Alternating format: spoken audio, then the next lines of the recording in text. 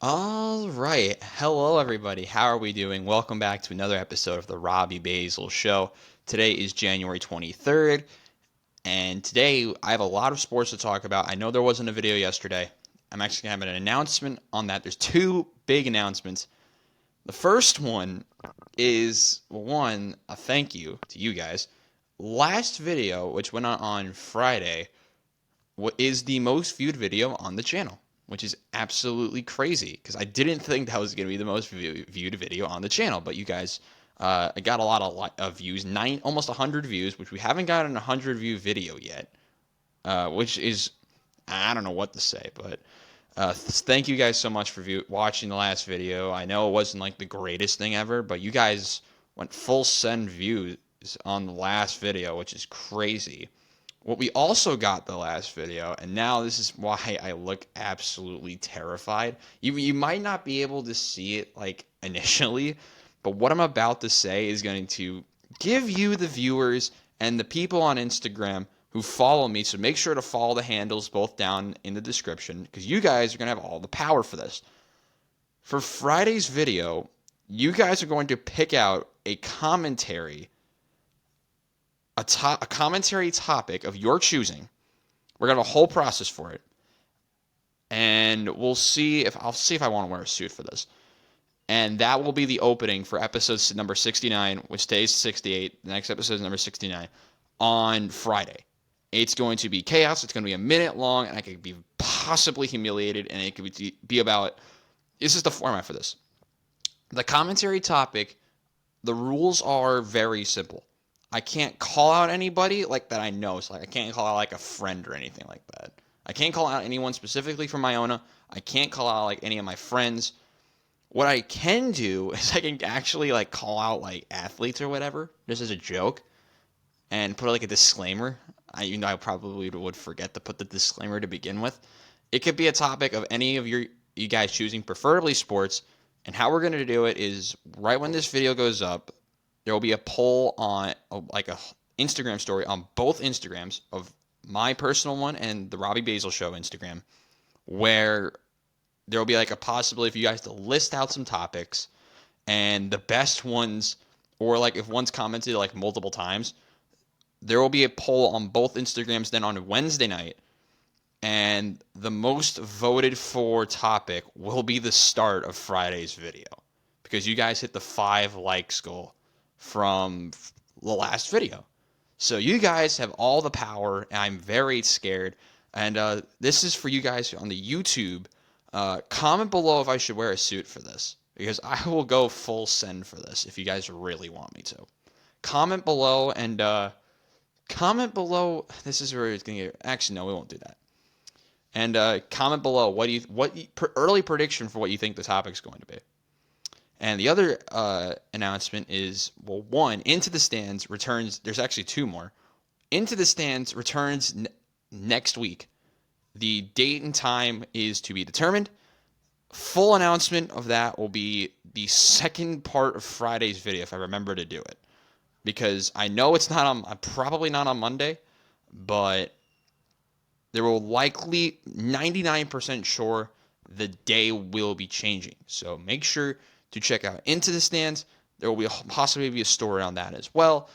There's a whole not fully certain aspects of what's going on. So Into the Stands, update on that, on all the stuff Into the Stands related, will probably come out on Friday. And yeah, that's the Into the Stands stuff. And for this show, there's also a 99% chance that there will be no more videos on Mondays due to my class schedule and everything, how congested it is. There will likely be no more videos on Mondays for now. However, we'll be transitioning more over to Tuesdays. So it'll be Tuesday and then Friday for videos likely going forward. Full confirmation on that. It's gonna probably go to that. You'll probably see it in the Instagram. I'll make an announcement on that in the coming days. So yeah, actually no, I'll just say it now. We're going to Tuesday, like most 99% sure going to Tuesdays. And yeah, that's the announcements. So once again, make sure to follow the Instagrams. All of them will be in the description to make sure you don't miss any of the updates on any of the shows or how I could possibly be humiliated on this YouTube channel on Friday. And now that that's all out of the way, let's talk some sports. And while there were some teams and players that maybe like stick forks in my eyes at points for how that's not even the right term for this. Stuck like a knife through my heart because it was very sad. That's more in the soccer category because there was one team that shocked the world and one team that made me very sad earlier. But before all that, before the flares of dramatics, let's start with probably the most viewed part of the weekend, the NFL playoffs. And what a better way to start this was I forgot I had my headphones in. We had the NFL Divisional Playoffs. Let's break it down. We'll start off with the Ravens against the Texans, and I had the Ravens, and this pick was correct.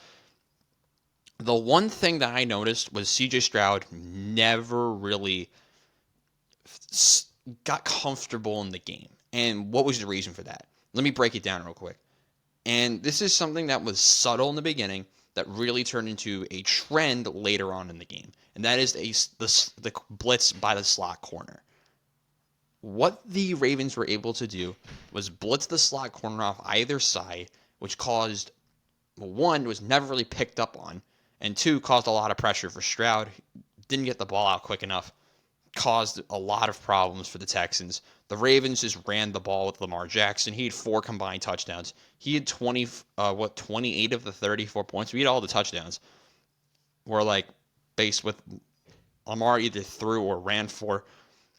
Ravens won 34-10. This game was close in the beginning, and then the Ravens just became the Ravens. I don't know how you would word that, but the Ravens were just the better team. They went on and beat the Texans and advanced to the AFC title game, well-deservingly advancing to the AFC title game.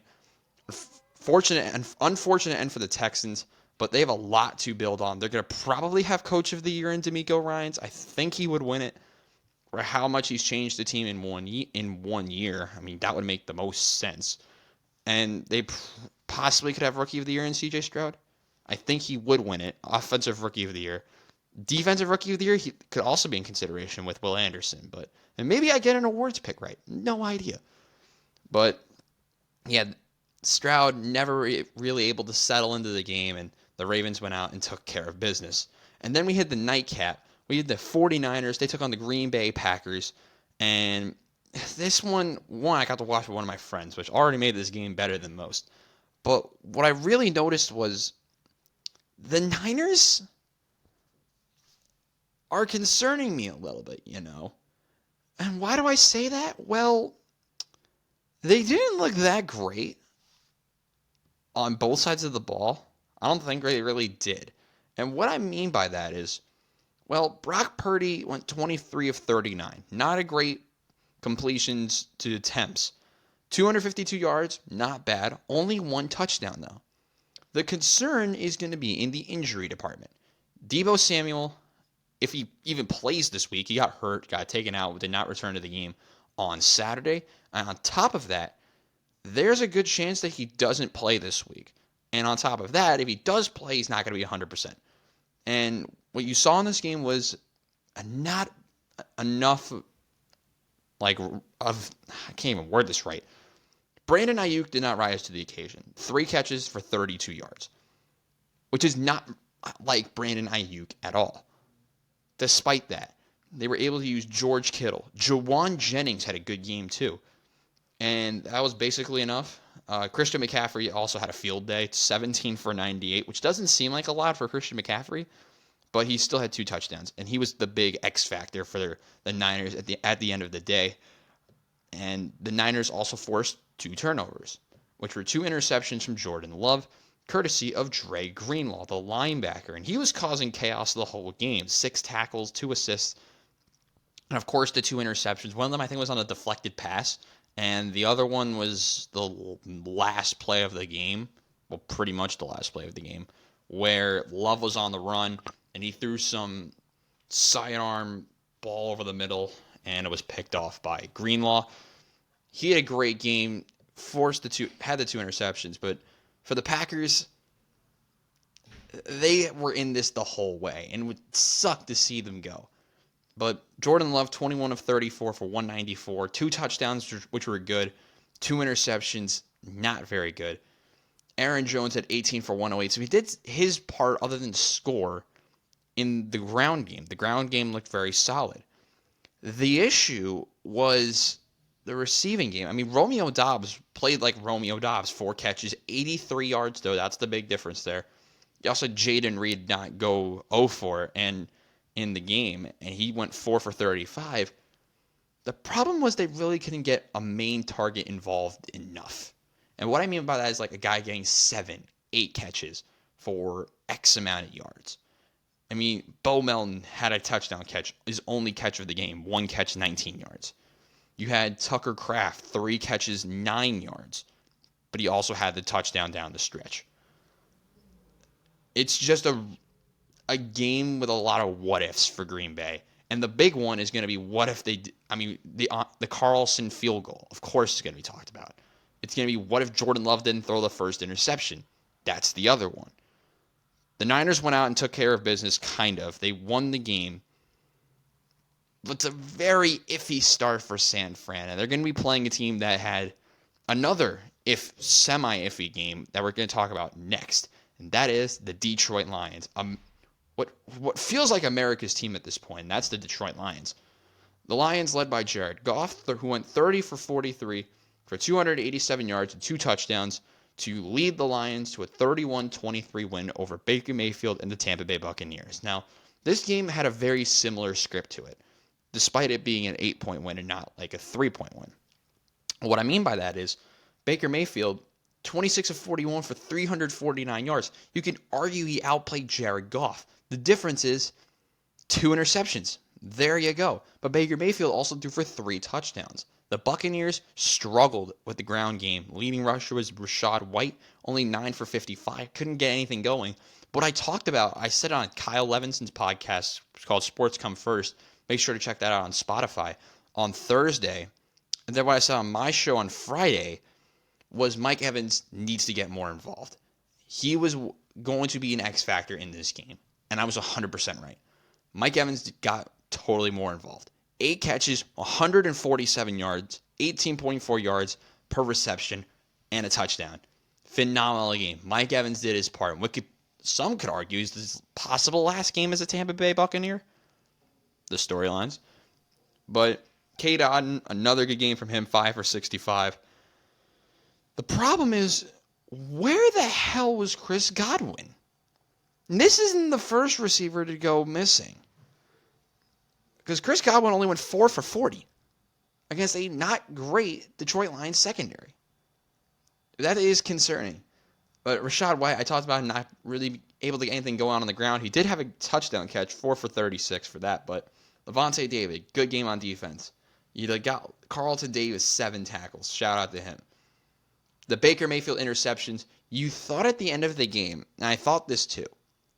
As a fan, Baker Mayfield is going to lead some legacy drive thing where he's just going to march down the field, get the touchdown in the 2-point, and go out and tie this game up.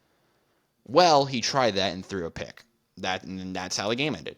Though you could have argued Todd Bowles could have used a timeout and tried to kick it, forced him to kick the field goal.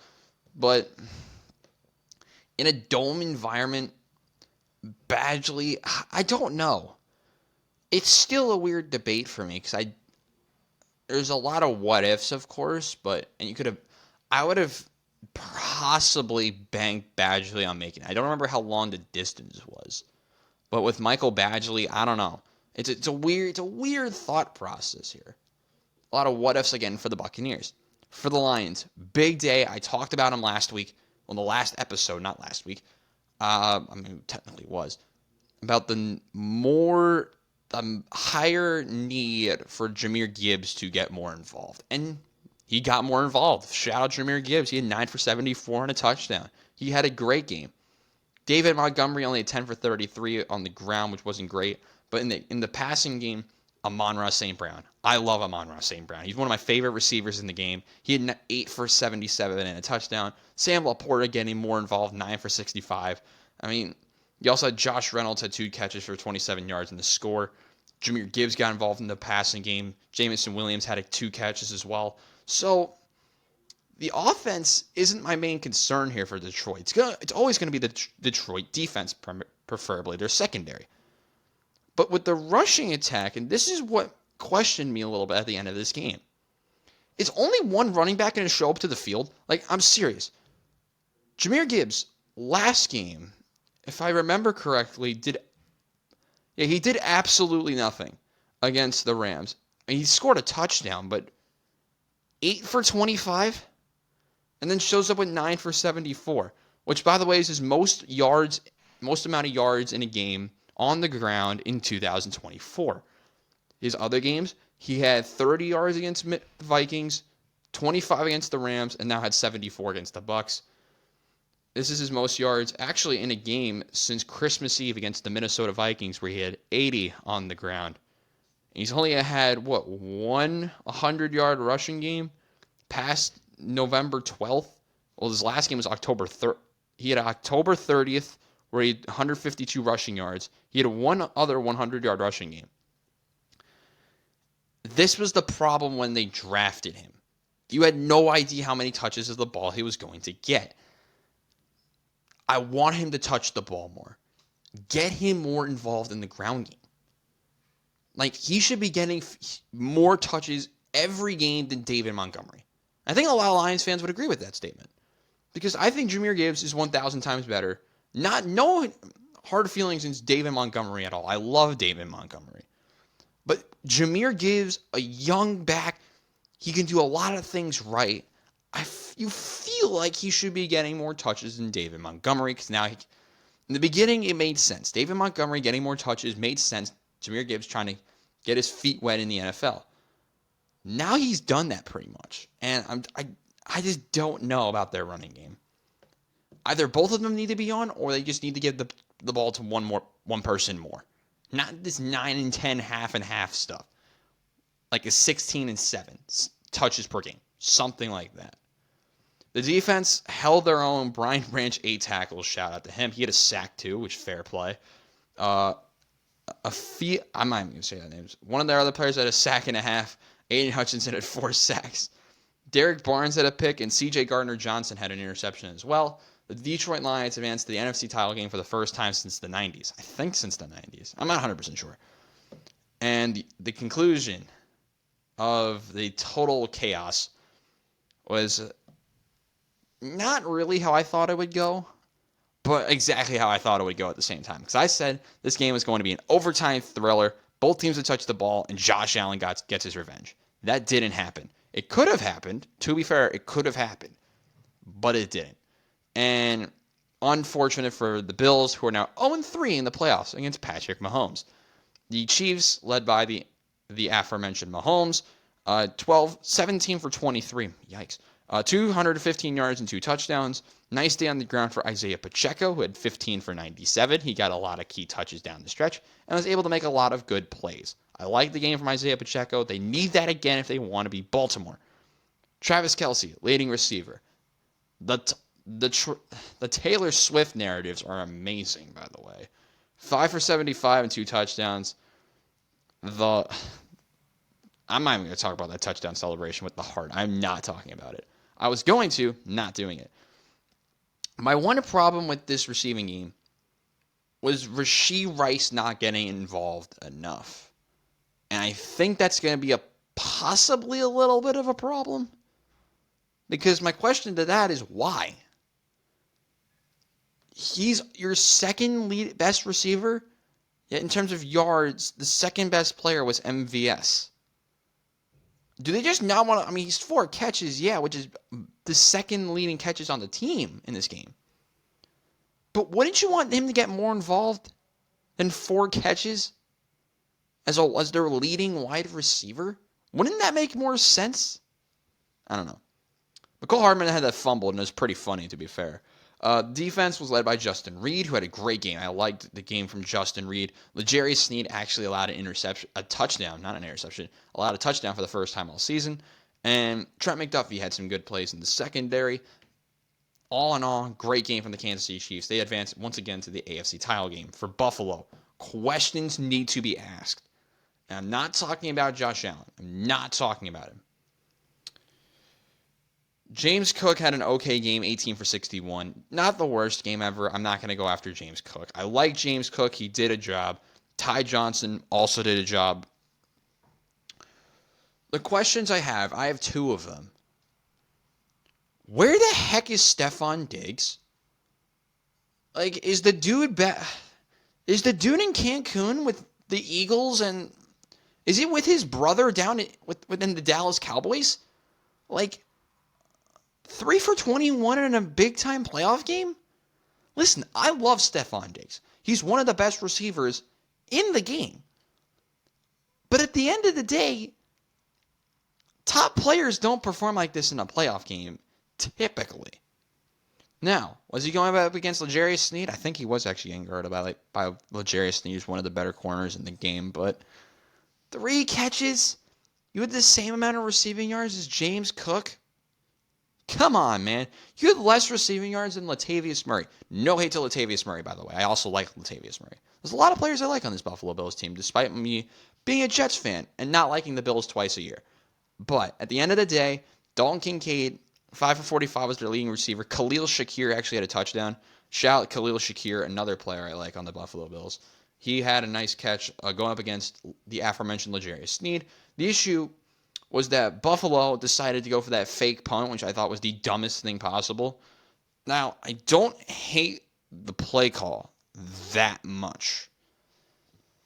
The part I didn't like about it was where they were on the field.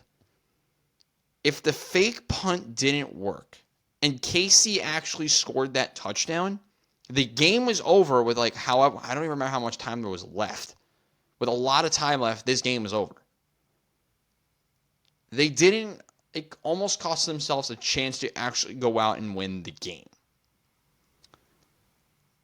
That's a problem. Now, was it an audible? I don't know. Did the Chiefs have 10 men on the field? Yes. Which makes it even more concerning that they didn't convert it with 10 men on the field on the defense. We all know, as football fans, if you watch pro or college, how not having 10 men on the field can lose you a game. Ask Notre Dame. They know about it. Ask about how Ohio State Notre Dame went. That's your narrative. But at the end of the day,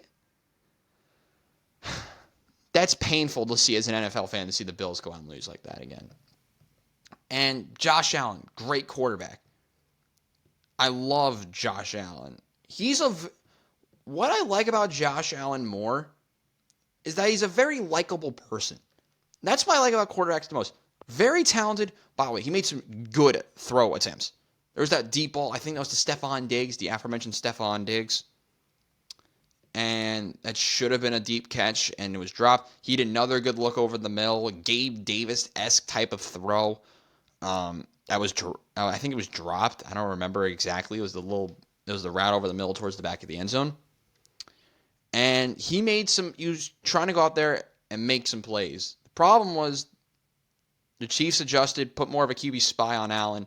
When the Chiefs lost Willie Gay, the Bills were not able to do anything with Allen on the ground as much as they would have liked to, like how they did in the first half. Chiefs go on and advance to the AFC title game, a game we will break down for you on Friday. Your matchups, the Baltimore Ravens. They host the Kansas City Chiefs. On the flip side, the Niners, they go out and host the Detroit Lions in Santa Clara. Stay tuned for Friday for the full game preview and prediction on Friday's episode of the Robbie Basel Show. To our next topic, and it's time for the other version of football. Woo! It was pure chaos, and I love it. And we'll start with our games from Saturday. We're going to briefly go over the games in the Premier League because there was a couple, and there's no game this week. The next games are actually a week from today's recording, so we're not going to talk about that for a little while. But what we do know is that there were some Premier League matchups. We'll start off with Saturday. We had Arsenal run Crystal Palace off the field 5-0, led by a brace from Gabriel Martinelli at the end of the game. Trossard had a late goal. Gabriel had the opener, and then an own goal from Dean Henderson, even though I think it should have been a goal for Gabriel anyway. I think that's an unpopular opinion, but I honestly don't know. What are my thoughts on this game? Let's look at the team itself. It's weird for me to think that the second worst player in terms of foot mob rating was Martin Odegaard, arguably Arsenal's best player.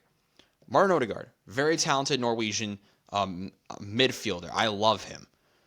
What he's able to do on the ball it's one of the best attacking midfielders in the game. The problem is he didn't do all very much against Crystal Palace. He had only .06 expected goals, .07 expected assists. Stats you wouldn't usually see from Odegaard. It was the down game from Martin Odegaard.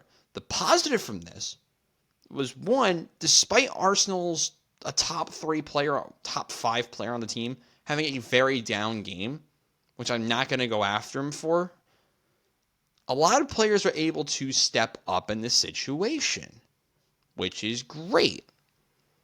And you could tell, I'm going to go focus here today on set pieces. Gabriel had a goal. Basically had a second at the end of the day. He was very involved in the attack. He had a great game. You had Declan Rice get an assist. Shout out to him. Trossard scored. And then Martinelli actually laced up his goal-scoring boots and went out and scored 2 goals. He had a great game. Shout out to him. He had a good match. If you look at the foot mob rating, he actually the highest rating on the team, and he didn't play I think he played for 25, 30 minutes. So Martinelli, brace, has Arsenal winning. Part of the Arsenal 5-0 win. For Palace, I mean, I have to talk about this. Waking up at 7:30 in the morning, seeing Arsenal win 5-0, and then seeing the fan display at the end from the Crystal Palace side, wow. And those fans, they had a ton of banners. Go out, if you haven't seen what I'm talking about before, research about it. It was Arsenal, Crystal Palace fans, the banners they had. And actually, let me pull this up because I actually haven't pulled this up on my iPad yet. It's just before I talk about this, it's still on the back of my mind that you guys can actually make me go out and roast one of my teams, which is sad because I don't really want to do that. So the fans display. Hold on, let me type this out real quick.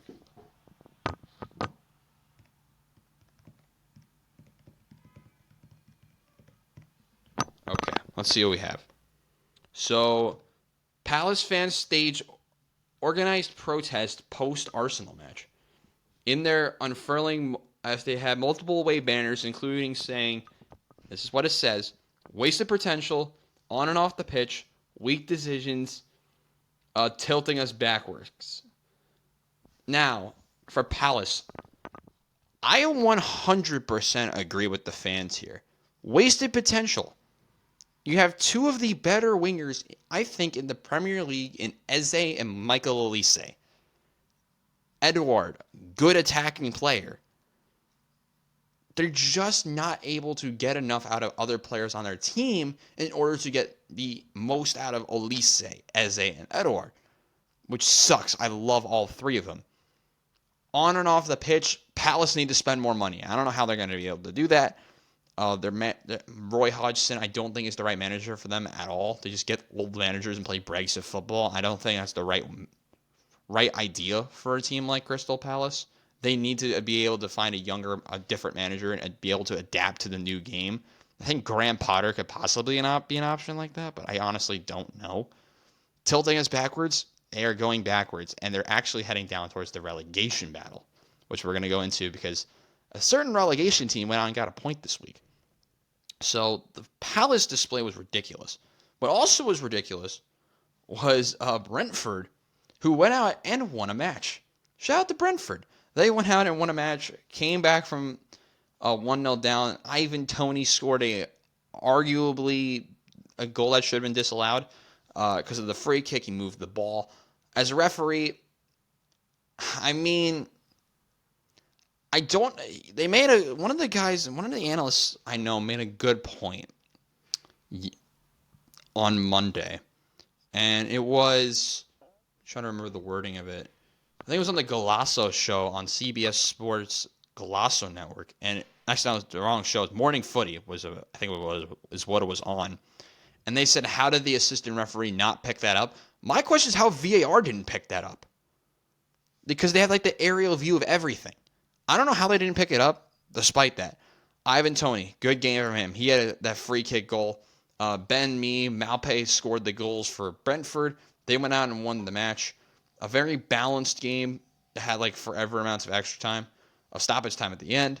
Brentford went out and won. Brentford in the table now go up to 14th. A team that really should be about 9th is down in 14th. Scary. Nottingham Forest dropped points. They are only 4 points clear of the drop zone with a match, one more match played than Luton. Back to Crystal Palace for a moment. They're in 15th in the sandwich of Brentford and Nottingham Forest. And Arsenal, after their win, are in third, 5 points behind Liverpool, and tied with City, but City has a match at hand. We'll talk about that later on. Sunday's matches. We had Sheffield United playing the most crazy game of the week. Which soccer this weekend was actually nuts. Or soccer, football, whatever you want to call it. Chaos. Sheffield, West Ham. Love this game. Was able to watch most of this. We had Cornet score early on. Diaz equalized. And then this is where the weirdness comes. The weird things begin. James Ward-Prowse converts a penalty. I agree with the call. It was a penalty. And then Ryan Brewster gets sent off after the yellow card was canceled and was converted to a red. Interesting decision there. And then Vladimir Kufal got a second yellow. And then Sheffield got a penalty. And in the 103rd minute, Oliver McBurney converted the penalty. Sheffield United get a point against West Ham, ladies and gentlemen, to only put them 7 points off of to get out of the drop zone. They had 7 points, which, to be fair, it should be a lot more. But the situation Everton's in. Everton's situation, I talked about, I think, the last video or 2 videos ago with them possibly getting another points deduction, could really open the door for the relegation teams even more. I talked about it with Dylan in the Premier League video. Recommend watching that. That the relegation battle is more close than we thought it would be, and he was 100. We were both 100% correct. Luton only 1 point out. Burnley is only 5. Sheffield only 7. They're going to be in the mix to the very end. I feel like this relegation battle is going to get very, very fun down the stretch. And then we had Bournemouth lose 4-0 to Liverpool. This one they were basically rewriting the script from the first game, except the first time these two played, there was a red card that shouldn't have been a red card. And, well, Liverpool didn't concede a goal this time. They went out and had a brace from Darwin Núñez, who is one of the most hated on strikers in the game, and Diogo Jota, who had 2 goals in 9 minutes. Not much needs to be said here. You had the early second half goal from Núñez. Despite them having very similar XG, Liverpool went out and won 4-0. Big chances were missed by Bournemouth, that's for sure. But if you look at the ratings, oh Lord. Dominic Solanke, has he fallen back down to earth here? 5.9 against Liverpool? Just an interesting question. Did Dominic Solanke fall back to earth? Come back to earth? I don't know. Anyway, that's it for the Premier League. Let's go to the Asian Cup. Woo! And Saturday was just absolute chaos. We'll begin with Jordan draw South Korea. You know, when I read this headline early, during the day, I didn't get to watch this because I was watching Arsenal. But Heung-min Son got a penalty, and then there was an own goal, then a late first half goal from Al Naimat. Let me know if I said that right. And in the 6th minute of stoppage time in the first half, and then an own goal. So both teams exchanged own goals. A late own goal from Jordan gave South Korea the point. South Korea and Jordan are both tied at the top of the group, and we'll see who is in third, because one of the bottom 2 played next, and that game was also pretty fun because we had Bahrain. They went out and beat Malaysia. I know I'm saying Shoutout a lot, but a lot of these teams deserve recognition because Bahrain, with an extremely late goal, 95th minute from Ali Madan, gave Bahrain all 3 points against Malaysia. The Southeast Asian teams are in the bin. Bahrain gives themselves life in this group, and they finish it off with Jordan on Thursday at 6:30 a.m. Sucks that game's so early in the morning because I think that game's actually going to be kind of good. But for Malaysia, they're just trying to play spoiler at this point. And if they find a way to beat South Korea, it's very possible that South Korea could finish in third on 4 points. It's possible. I'm just saying it's possible. It's possible, chat. It's possible. Sunday. Continued our ever-loving chaos. We had, in the Asian Cup, Oman just frustrate me to eternity. They played Thailand. And if you look at the statistics, this game was a snooze fest. I didn't get to watch it. 12 total shots, 6 by each team. Oman dominated possession. They're better in the passing. They had committed half the fouls of Thailand. Thailand might have saved their tournament here. Because Thailand, with a loss, would have been 3 points in third, having to play Saudi Arabia next. Thailand basically clinched themselves in the next round, playing Saudi Arabia next. And with a win, would put Thailand on top of the group, not only ahead of Saudi Arabia, but also Oman. Oman is still alive because they have to play Kyrgyzstan. Kyrgyzstan went out and lost 2-0, despite having 2 red cards to Saudi Arabia. And the Saudis deserve to win. I mean, when you have 2 red cards, you never deserve to win. There was a red card in the 9th minute, and then there was one in the 52nd. 2 goals were scored, and that's the game. Not much needs to be said there. Saudi Arabia is going through to the next round, like I predicted. What I didn't predict was this fall from Kyrgyzstan. Was it the Kyrgyzstan Republic? Kyrgyzstan Republic? I don't know. I didn't expect Thailand to be here still, but once again, fair play Thailand. They beat Kyrgyzstan, drew Oman, and now have a chance to win the group against Saudi Arabia. This is a perfect story for Thailand. A tournament that could really give them a lot of life. And it's great to see. So the match day 3 games began. And to start us off, we had Qatar beat China 1-0, which put China's elimination inevitable.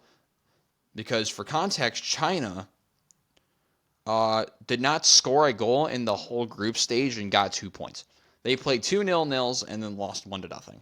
Courtesy of a goal from Ali Asadallah actually, no, it wasn't Ali Asadallah. My mistake. It was a goal from Hassan Al Nidos.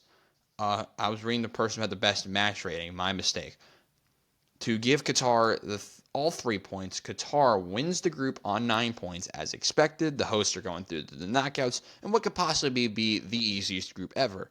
And to cause the chaos of Monday, Lebanon just lost to Tajikistan. Tajikistan is going to the knockouts. I can't see.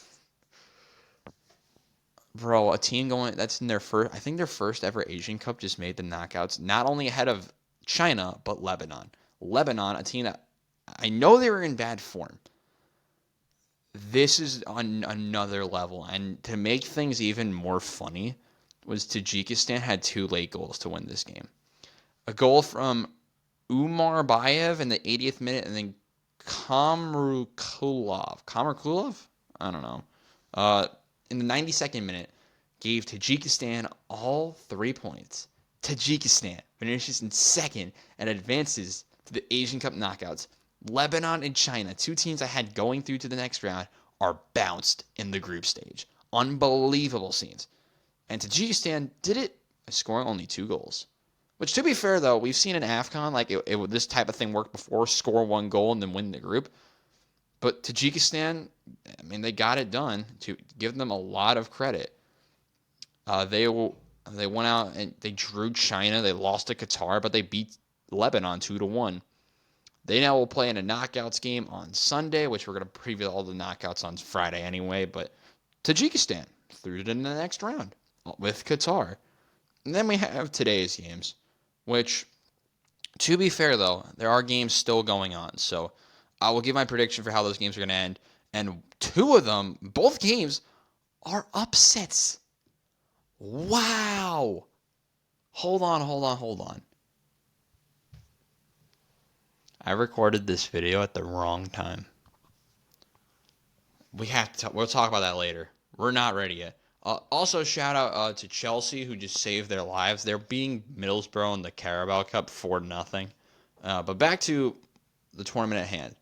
Group B was settled. Australia went out and beat. They should have beat, but they tied Uzbekistan, a team that I had faith in, 1-1. So Australia and Uzbekistan tie on basically every stat possible. But I think because of, I don't even know what. I think this just goes down to like the fair play rule with like the yellow cards and all that. Australia wins the group ahead of. Actually, no, they had 7 points. That's why. You don't read the points number. You just see the goal difference and everything else.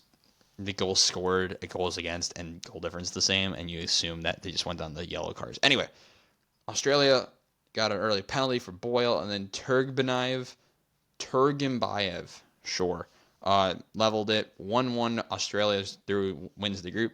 Uzbekistan is also through, and then Syria just went out and beat India 1-0, courtesy of a goal from Caribbean? I don't know. Syria is also through. They won 1-0. Fair play. They're on 4 points, and they're probably through to the next round. You would think so at this point. India, unfortunate. They got put in a very tough group. Good fight for them, only losing 1-0 to Syria. And then Group C happened, and we'll start off with the game that we all expected to happen. Iran just beating the UAE, led by Mehdi Taremi. He had 2 goals. He won in the 26th and then one in the 65th. UAE grabs a late goal, courtesy of Ghassani on 93rd minute to go out and grab another goal, which actually helps them out a little bit, which because of goals for and a positive goal difference, the UAE are finishing second in this group because Palestine went out and beat Hong Kong to make this really interesting. Palestine beat Hong Kong 3-0, led by 2 goals from Daba and 1 goal from Kunbar. I don't know. I don't know what the Q is for Palestine. I don't know. But, not trying to sound racist here. But Palestine, shout out to them. They're going to be through to the next round. I had them barely missing, but I knew they had quality. They went out and won a match, drew 1, lost 1. I think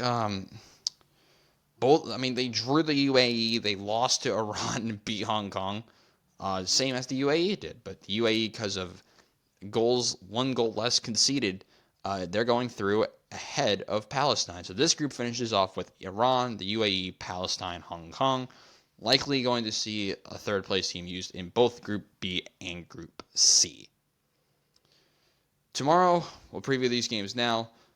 In the Asian Cup, we have Iraq, Vietnam. I'm intrigued, because if you take a look at this group, the Iraqis are through to the next round. I hyped them up last week because they went out and beat Japan, and they had to beat Vietnam, which they probably should beat Vietnam convincingly, but until at this point, you have no idea. Japan are in trouble. They have to beat Indonesia to have a chance at winning the group. A draw would probably put them through, but not guaranteed. It's chaos everywhere. And at this point, a draw would put Japan through, but I don't think they want to finish in second in a tournament that they should be winning with the best team on the field. Losing to Iraq hurts. Iraq's a team with some quality, but Japan plays Indonesia in the game. It's going to be probably want to be more watched out for tomorrow because Iraq's already through. Vietnam has probably no chance unless they go out and win by like four goals or something. I don't know. Maybe they have a chance. Doubt it though. Unfortunate for Vietnam, but the injuries that they've had on their team are so significant that the injuries themselves took them out of the tournament to begin with. And then for Thursday, we have our last two groups. Yeah, those are our last 2 groups. Early on in the day, we have Jordan, Bahrain, South Korea, Malaysia. Jordan, Bahrain. I hyped these games up a little bit earlier, but just a quick run through. Jordan, Bahrain, South Korea, Malaysia. Later in the day, we have Kyrgyzstan, Oman. Saudi Arabia, Thailand is going to be a fun one, too. I already previewed some of these games, but Jordan, Bahrain, will anyone score? South Korea, Malaysia. South Korea has to win this match. Kyrgyzstan, Oman. Tournament on the line for Oman. They have to win against Kyrgyzstan to have a chance to make the knockouts. Saudi Arabia, Thailand. I'm very intrigued. Top of the group clash in Group F at 10 o'clock. It's on for Thailand. They could possibly go out and win this group ahead of not only Oman, but Saudi Arabia. And now to AFCON, because nothing is making sense here either. The chaos continues. Let us begin. And while this is loading up slow, comment who you think will win AFCON or the Asian Cup or both. I don't know. Because the drama is just everywhere at this point. But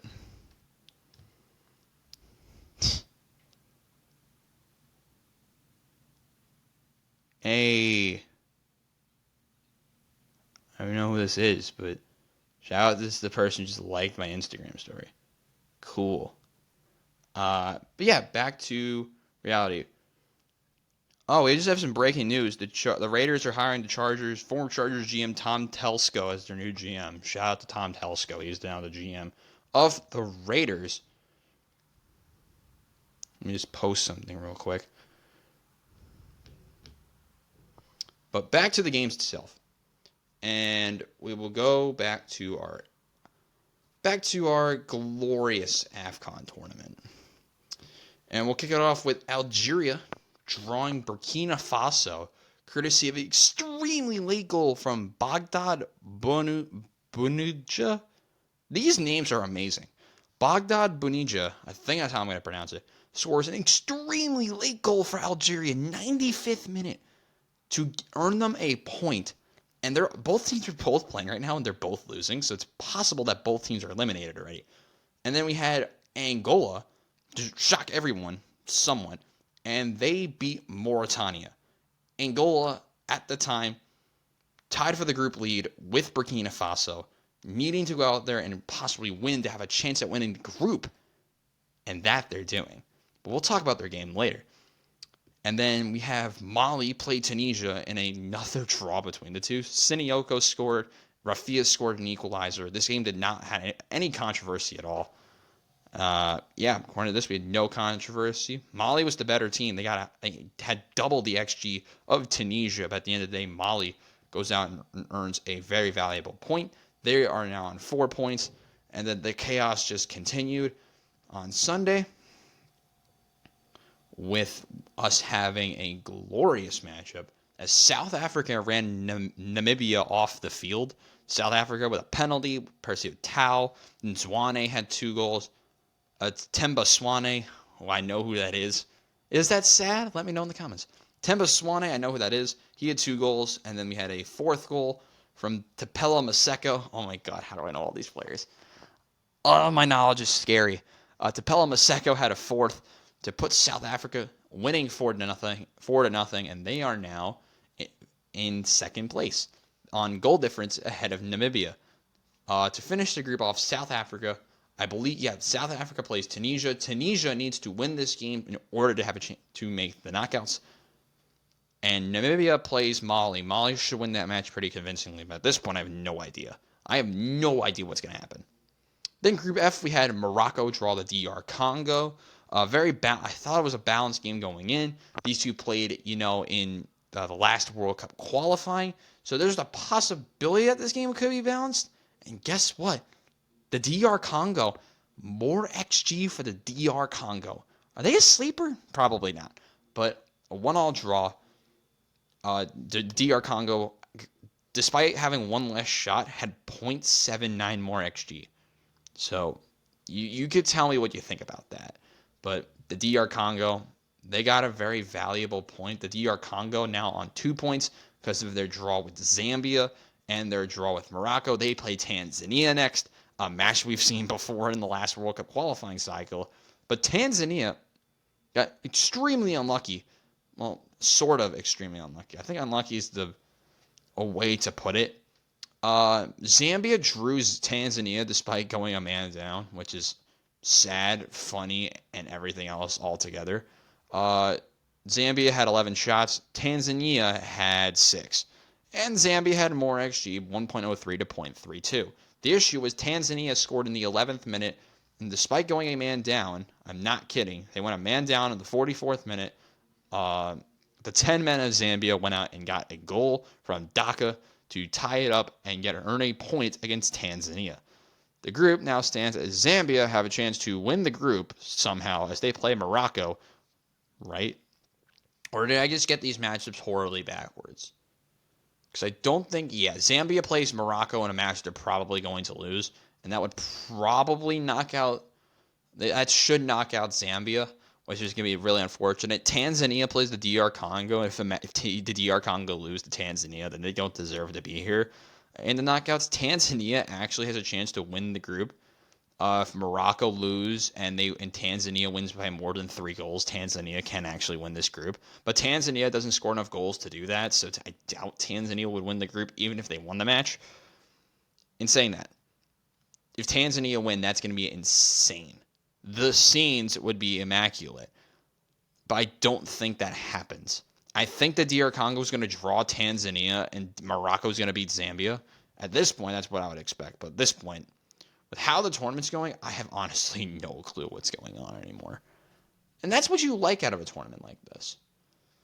And then we have yesterday, and my unkillable Giants, or how I should put it, the unkillable Equatorial Guinea won again. They're unkillable, damn it. I hyped them up so much in the beginning of the group stage. I said they were making it to the knockouts. What I didn't expect was for them to run Ivory Coast off the field. Amazing.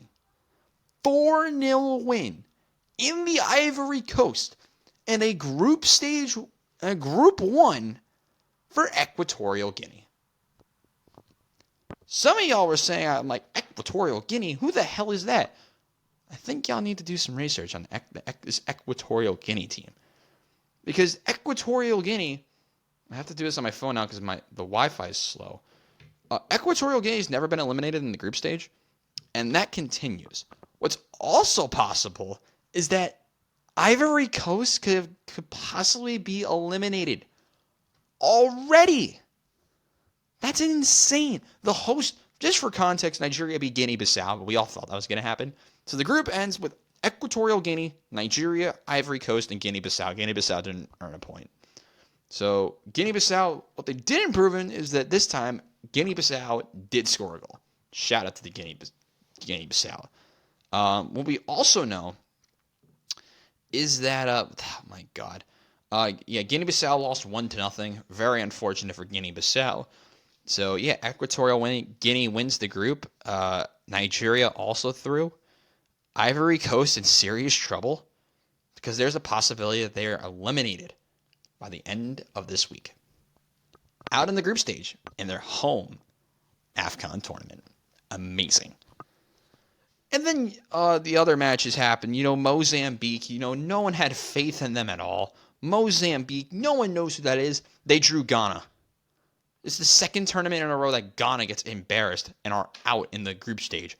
Last time, Ghana lost to Comoros. This is not worse than losing to Comoros. I mean, they drew Mozambique. To be fair, Mozambique did draw Egypt, despite Egypt losing their best player. They drew them, right? I'm just trying to make sure that's right, because I thought Mozambique drew Egypt in match day 1. I think that might be wrong. Yeah, Egypt drew Mozambique 2-2, and we had a repeat in this one with a 2-2 draw in match day 3. In both games, Egypt also drew Cape Verde, so that group is won by Cape Verde, a team that no one expected to be, well, not expected to win the group, but the team that you expect to make the knockouts.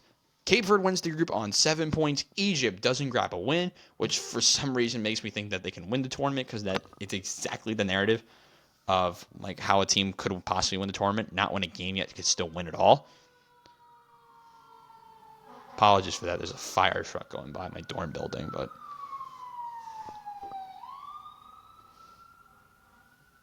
hope everyone's okay.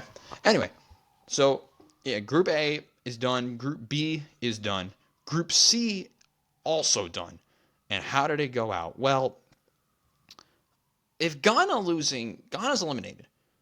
The Black Stars are out of this tournament again. We had almost an elimination for Cameroon. Well, let's explain this. So Senegal lost to Cameroon last time. You had to have think Cameroon was going to go out and win a match. Cameroon with an extremely late 2 goals. Carl Toko Akambe scored an own goal and then a winner from Woe. His name is Woe. I think I said that right. It's W-O-H. Let me know how you think you should say that. In the 91st minute, got the win after the Gambia scored in the 85th minute to go 2-1 up. They blow a 2-1 lead, then had a goal disallowed later in stoppage time. The scenes were immaculate, and I really wanted the Gambia. You saw it in the last video. The narrative of what happened pre-tournament to then see that team persevere and go to the knockouts is something that you would write in a fairy tale. Unfortunately, all fairy tales don't end the best way possible. And for the Gambia, their luck ran out. The Gambia got loose 3-2 in a very frustrating finish, despite the Gambia having more shots on target. And yeah, the Gambia go out and lose all 3 matches, but a -5 goal difference and are eliminated. What we also had was Guinea lose to Senegal, ending this group with Cameroon somehow making it over Senegal. Okay, my God. Senegal wins the group on 9 points. Cameroon gets ahead over Guinea, and the Gambia disappoint me and go out and lose all 3 matches, but a -5 goal difference. Painful end for the Gambia. Guinea's going to be third in the next round, which that's when Ghana got eliminated, but it's possible, like I said, possible that Ghana, Ivory Coast, Algeria could possibly be out as well. Because Group D, we have games that are live that we're not going to find out about till after the video goes live. That's Angola, who lead. Angola is winning their match 1-0 over Burkina Faso. Burkina Faso in trouble having to finish in second in this group. A group that you would think they would probably finish in second to begin with. What's also crazy is Mauritania just beating Algeria. You know, that makes a lot of sense for this tournament. Algeria and Ghana to be eliminated early in the group stage again. Last time Algeria got put in a group with like Ivory Coast. I know Equatorial Guinea was in that group. Who was the other one? It was like another competent team. I don't know. Oh no, it was no, it actually wasn't. It was a very small country. It was Sierra Leone. There it is. I think it was Sierra Leone. Yeah, it was Sierra Leone. I was thinking it was like a wrong tournament. Algeria is impossible being eliminated again by another minnow country. Amazing work from Algeria. Desert Foxes are in shambles. What matches are you watching out for the next 2? Well, tomorrow is the last day of the group stage, and Saturday kicks off our knockouts. What we already know is some of the knockout games headlined by Nigeria and Cameroon on Saturday. Not preview for you that game on Friday. But tomorrow's matches, we have Mali, who should beat Namibia. South Africa is playing Tunisia. I think that game's going to be very intriguing. Tunisia need to win that game badly.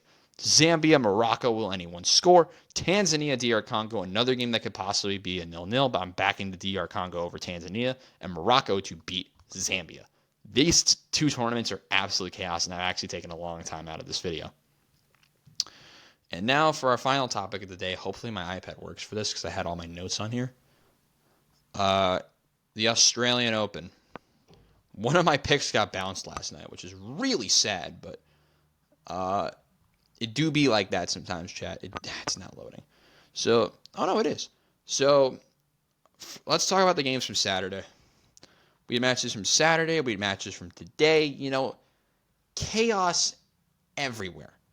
We already knew about Novak beat Manarino. Medvedev went out and won his match. Cam Norrie eliminated Casper Ruud. Dimitrov got bounced early. Fritz beat Tsitsipas, which set up Novak to face Fritz, which we're going to talk about later.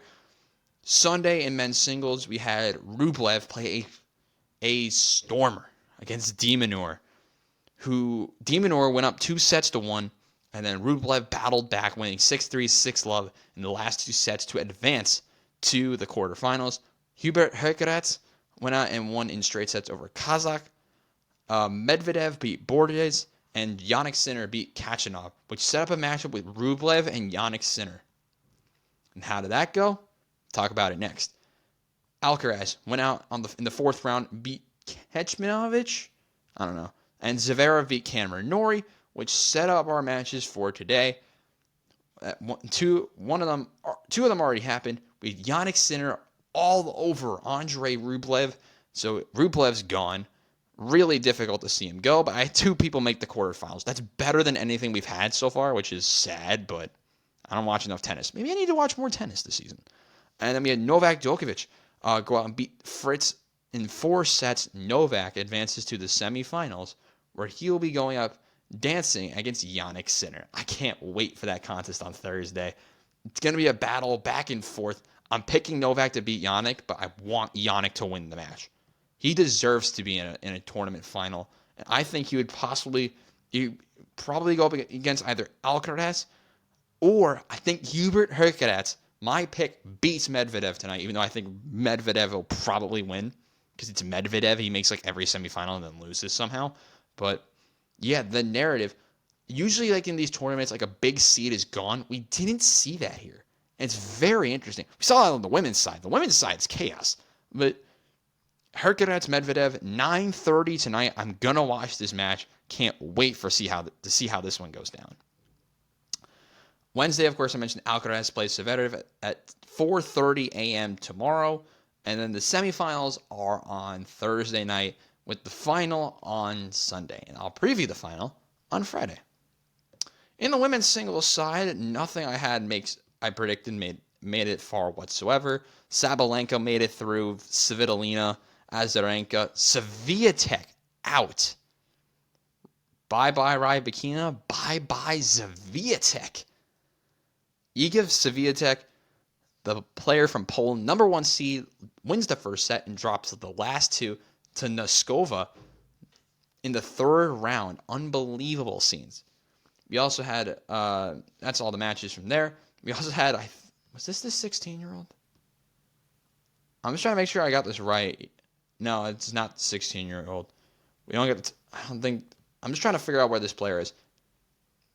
I think she might have been out already.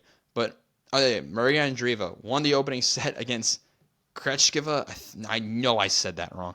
I thought there was hope, and then Andreeva went out and lost 2 sets. Unfortunate. But listen, the future of women's tennis, Maria Andreeva, the story is amazing. I mean, she's 16. For context here, she's born in 2007. I am 19. She is 16. And she is already had a career high singles rating of number 46 in the world, which is ridiculous. That's incredible that she made it this far. She almost beat the 9 seed too. But she beat the 6 seed on Jabeur. She had a great tournament. I think we'll see her a lot in the future of women's tennis. To continue the weirdness, Noskova won again, and Azarenka just went on and lost to the player from Ukraine, Yastremska, in 2 sets on Saturday. Monday, we had Coco Gauff advance to the semifinals. Zheng over Dodin, and Kalinskaya over Paulini, which sets up our matches for today we already had one of them, the Sabalenka advancing to the semifinals. And then we have Noskova against Yastremska, the battle of the unseeded players, which leads into our matchups of tonight at 3:15 a.m. Eastern. Zhang and Kalinskaya to set up our semifinals. That will one of the matchups will have a max of 1 seeded player. It's possible we see an unseeded semifinal and number 2 versus number 4. Coco Gauff against Sabalenka on Wednesday night. That match is going to be a back and forth showdown. I cannot wait to see how that goes.